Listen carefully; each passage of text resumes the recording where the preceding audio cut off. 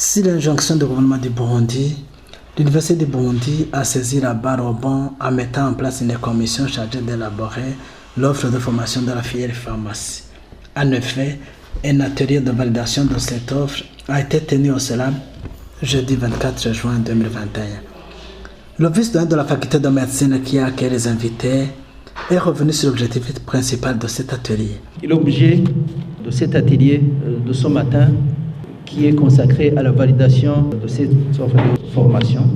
Et donc je vous souhaite la bienvenue à vous tous et en vous souhaitant de bien analyser cette offre de formation et d'y apporter des inputs et des outputs pour que notre offre soit la meilleure de la sous-région et pourquoi pas la meilleure dans le monde entier. Le professeur Sébastien Manirakiza, président de la commission chargée d'analyser les conditions, les modalités d'ouverture et l'état des lieux, a partagé le contenu du travail avec les participants. Notre commission était chargée d'étudier les conditions ou les modalités d'ouverture de la filière de pharmacie et en même temps de proposer l'offre de formation.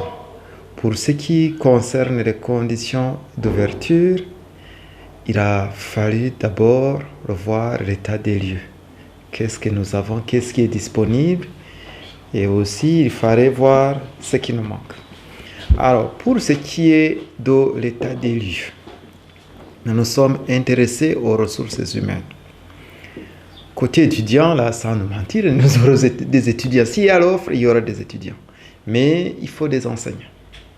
Le staff enseignant, parce que la filière de pharmacie est une filière qui est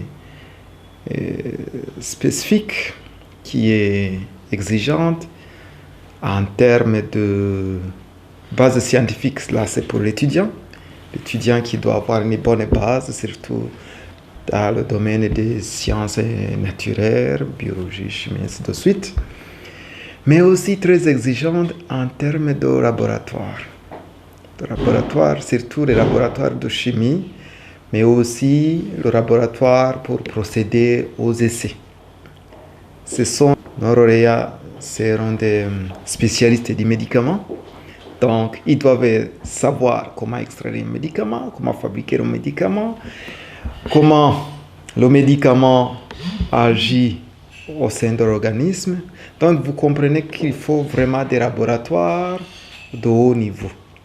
Mais en même temps, vous remarquez bien qu'il faut beaucoup de réactifs, n'est-ce pas? Il faut beaucoup de matières premières pour pouvoir enseigner nos futurs lauréats comme pharmaciens. Voilà ce que nous avons fait en premier lieu. Après, on s'est rendu compte finalement qu'au niveau de notre staff enseignant, nous avons des enseignants qu'il faut, pour commencer avec la première année, la deuxième année. Là, nous n'avons pas de problème. Nous commençons à avoir des soucis quand nous entamons les troisième année, quatrième année, cinquième année, parce que c'est le métier même. Là, c'est à ce moment qu'on enseigne le métier. Les 2 premières années, nous avons assez d'enseignants. Nous ne souffrirons pas. Simplement, il faudra que ceux qui vont enseigner, par exemple, la chimie organique, chaque fois, l'enseignant montrera, vers la fin du cours, le rapport entre la chimie organique et son futur métier. Dans son discours d'ouverture des travaux de l'atelier, le vice-recteur et représentant directeur a encouragé le travail abattu par la commission chargée de proposer l'offre de formation, malgré les multiples engagements des membres. Mais avant de poursuivre mon propos, je voudrais d'abord remercier vous tous qui êtes ici et vous souhaiter la bienvenue au sein de l'Université du Burundi. Votre présence parmi nous constitue un signe éloquent de l'importance que vous attachez à la promotion et au développement de notre institution, dont la mission principale consiste à assurer un enseignement de qualité et de haut niveau en vue d'un développement socio-économique du pays. Je voudrais particulièrement souhaiter la bienvenue la plus chaleureuse aux invités externes en provenance de divers milieux socio-professionnels qui ont été sollicités pour enrichir de leurs expériences les débats sur le document de l'offre de formation en pharmacie qui a été élaboré par les enseignants de la faculté de médecine et celle des sciences de l'Université du Burundi. Nous vous remercions donc, mesdames, messieurs, pour la spontanéité avec laquelle vous avez répondu à notre invitation. Je profite également de cette tribune pour remercier et encourager l'équipe d'enseignants qui a produit le document qui va faire objet d'analyse aujourd'hui. Je ne doute pas que vous aviez d'autres projets, mais vous avez fait vôtre ce projet de création de la filière de pharmacie à l'Université du Burundi. Depuis votre nomination comme membre de la commission chargée d'élaborer l'offre de formation de cette filière, vous avez travaillé sans relâche, soit en réunion de travail dans vos facultés respectives, soit dans des retraites à l'intérieur du pays, et cela au loin de vos familles. Il rappelle que l'élaboration de cette offre de formation s'inscrit dans la droite ligne de la loi numéro 1/07 du 29 octobre 2020 portant réorganisation de l'enseignement supérieur au Burundi. Cet atelier est organisé en vue de permettre à l'Université du Burundi de se conformer au cadre légal qui régit le domaine de l'enseignement supérieur aujourd'hui, et en particulier à la loi numéro 1/07 du 29 octobre 2020 portant réorganisation de l'enseignement supérieur au Burundi. Cette loi, ainsi que ses textes d'application, ordonnent à chaque institut d'enseignement supérieur du pays de procéder d'abord à l'agrément de ces programmes de formation avant de délivrer les diplômes. Et l'atelier de validation est un pas important vers ce processus. Il n'a pas manqué de remémorer les participants à l'histoire de cette filière qui a fermé ses portes en 1993 à la suite de la crise sociopolitique qu'a connue notre pays. En effet, la formation en pharmacie à l'Université du Burundi a commencé avec la faculté des sciences naturelles et médicales qui a été créée avec l'année académique en 1961-1962 et qui est par la suite devenue en 1964 et 1965 la faculté des sciences proprement dite, telle qu'on la connaît aujourd'hui. La filière pharmacie ne formait que les 2 premières années préparatoires au grade de pharmacien, à savoir la première et la deuxième candidature. Après ces 2 années, les étudiants continuaient leurs études de licence en pharmacie dans des universités francophones belges ou zaïroises, actuellement souveraines congolaises. Les étudiants de première candidature en pharmacie suivaient les enseignements avec ceux de la première candidature en agronomie et biologie, d'où l'appellation agro-bio-pharmacie, ABP souverain pour ceux qui sont d'un certain âge. Et j'en vois ici dans la salle, ils sont nombreux. Pendant l'année académique 1992-93, suite à la crise sociopolitique qui venait d'éclater au Burundi, les universités belges ont suspendu l'accueil des candidats burundais. Quant à la perspective congolaise, elle s'est refermée avec la guerre éclatée dans ce pays.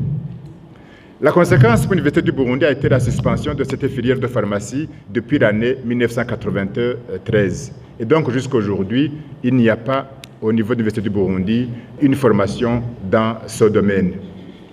Vous comprenez donc qu'aujourd'hui, les lauréats de cette formation en pharmacie, s'ils ne sont pas déjà à la retraite, eh bien, ils s'en approchent. D'où donc la nécessité de renouveler les ressources humaines de ce secteur qui constitue un maillot incontournable dans le secteur de la santé publique, spécifiquement dans la production des médicaments et dans l'assurance et le contrôle qualité des médicaments qui sont utilisés dans le pays. Cette nouvelle filière de pharmacie va alors permettre de former des pharmaciens compétitifs dans l'industrie pharmaceutique, dans le domaine de la recherche et de l'innovation au Burundi et pourquoi pas au niveau régional. Le président de la commission a donné des orientations sur le statut de la filière pharmacie au regard de ses spécificités et de ses exigences. Autre défi qu'on nous a posé, c'était surtout savoir la faculté qui abritera la filière. Vous voyez qu'on essaie d'esquiver le terme faculté. Bon, au départ, on pensait que la filière pouvait être abritée par la faculté de médecine. Mais si vous regardez de près l'offre de formation que nous avons proposée, vous aurez remarqué que Les sciences de base, ce sont les sciences qui sont enseignées dans la faculté de sciences et non pas dans la faculté de médecine. Je donnerai l'exemple de zoologie, de botanique, même la chimie, la biologie. Donc vous vous rendez compte que d'une part, on aimerait que la filière commence au niveau de la faculté des sciences. D'autre part, quand on revient en arrière, on se rend compte que la pharmacie quand même fait partie des sciences de la santé. N'est-ce pas, les sciences de la santé. Et tout ce qu'on enseigne, la finalité, c'est le médicament pour traiter les maladies. Donc vous voyez qu'il y a eu un peu d'ambiguïté. Et dans la plupart des pays, dans pas mal de pays, surtout les pays francophones, on se rend compte qu'il y a une faculté de médecine, pharmacie et quelques grandes facultés ajoutées odontostomatologie, mais pour nous, on peut se limiter par exemple à la faculté de médecine et de pharmacie. Mais encore pour des raisons pratiques de gestion des étudiants, mais aussi de gestion des départements qui reviennent à la pharmacie, parce que la pharmacie aussi dispose de beaucoup de départements. Il serait mieux que la pharmacie soit autonome. Donc, si les moyens le permettent, le grand souhait, l'idéal aurait été que la faculté de pharmacie soit autonome, soit gérée par un doyen, comme ça, pour ce qui concerne la plaidoirie, en termes pour les infrastructures, pour les ressources humaines, parce qu'il faudra vraiment un renforcement de capacité bien poussé. La filière ou la faculté devrait être autonome. C'est le souhait. Le directeur AI de l'assurance qualité, qui a procédé aux travaux de clôture de l'atelier, s'est dit satisfait du travail bien accompli, qui rendra la tâche facile aux instances d'accréditation finale. Non seulement de satisfaire les exigences du processus de validation des offres de formation, mais aussi des contributions qui permettent d'enrichir l'offre de formation afin qu'on arrive à un programme mieux approprié, mieux adéquat pour les professionnels pharmaciens. Et alors, le document, comme il vient d'être validé, il va prendre son cours normal visant l'accréditation. Et nous espérons que dès l'année académique prochaine, 2021-2022, cette formation en pharmacie va ouvrir ses portes avec les premiers lauréats. Et de cette façon, le Burundi va avoir des ressources qualifiées qui autrefois on importait de l'extérieur et ça coûtait cher. Encore une fois, de cette façon, le Burundi va être indépendant. Avec le temps, il va exporter ses ressources humaines dans les pays voisins ou de la sous-région.